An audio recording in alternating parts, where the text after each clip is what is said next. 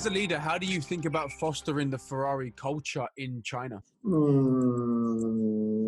This is already, we are there since long. So I think that we already did many good things. We are continuing our penetration in the awareness. Of course, Formula One helps a lot. It's a matter of fact that to have a Grand Prix in China since now is 15 years. It helps a lot to let the people knowing our brand, to knowing our heritage, and help us to have space on media. And so is you know, we do not, you are not in a rush. That's our advantage. We are not in a rush. We don't need to push. This is a philosophy that it works also. It works for everything. We don't need to be too much pushy. We have time. I mean, I don't want to look like I don't care about the result and I'm not motivated enough. For us, of course, financial result are very important, and we are working, as you said before, to satisfy our stakeholder, no matter shareholder or not. But at the end of the day, the philosophy is make your client happy and be sure that you deliver the right value up to the expectation of the clients. If you work like that, you work with a medium long-term perspective, and you maybe you don't get 100% of the profit that you can get if you use a short-term approach, but you contribute to make your, you said before, equity value, brand value.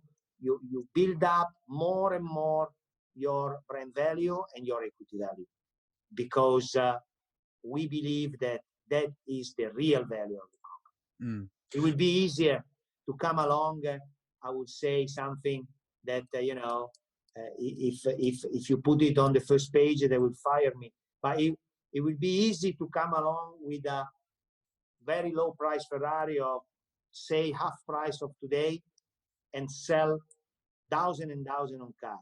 And then what? And then in 5 years' time, you are just another brand. You are no longer the most dream car in the world. You are one of the many. That's not our target. We have to protect our uniqueness, our exclusivity to the end.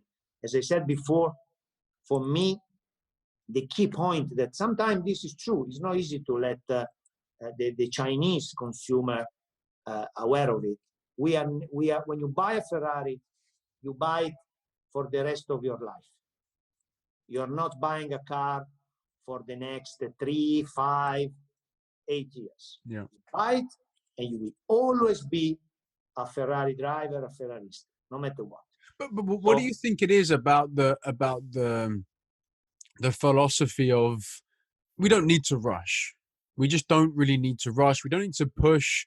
You know, is it the Italian roots? Is it the founder? Is it the what is it really that, because it's quite unique in the sense that, you know, it's not always pushing full throttle. But, you know, honestly speaking, also many other brands not Italian are doing the same. Louis Vuitton. Yeah, if I use a personal, I mean, if you look at the fashion industry, there are brands that open tens, hundreds of showrooms around the world, and there are brands that keep a limited number of showrooms and have much more exclusivity, and you have a waiting list to take a bag.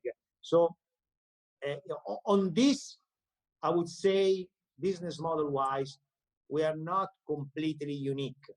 But so here is a matter of exclusivity. And if you push, there is a trade-off. If you push, you lose the exclusivity. Yeah. And the exclusivity is giving the value to your company. So this balance is, I'm not playing the game of being, totally outside the economic dynamics. We are in, and we have to deliver good economic results, satisfactory for all the people involved. But we will never sell one car more than demand, because if you do that, the result is that you reduce your, you wanna hear, let me say, financial KPI. You reduce your profitability, because in order to push in, you have to give in. Ecco, we never give in. It's not that we don't wait. We don't rush, or we don't push. We push in our own way. Yeah. Because I will never discount a car. So if you want to discount, please, there is another showroom over there. We are not for discount. We are selling a unique piece. We are selling something that is forever, that maybe you will drive and that you will give to your son, or you will give to the son of your son. I mean, there are Ferrari around of 50 years ago that are precious, like a painting of Picasso. You can see all the classic cars that can be sold at 10, 15, 20, 30 million. So that's our thing. We're not pushing because we believe that our car will never be a piece of metal.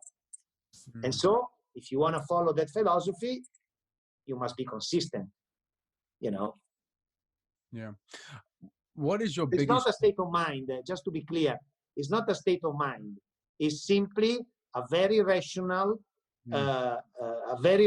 decision, because we know very well that the moment you push, you decrease the value of the pre-owned, and so you let me say, you trigger a negative circle that is business-wise not profitable. Yeah, and it hits your brand equity, and then it ruins the exclusivity. Yeah. It's not a state of mind, because of course, I know. According to your demand before, looks like it's a state of mind, because no. We're not that far, but again, is a very rational decision.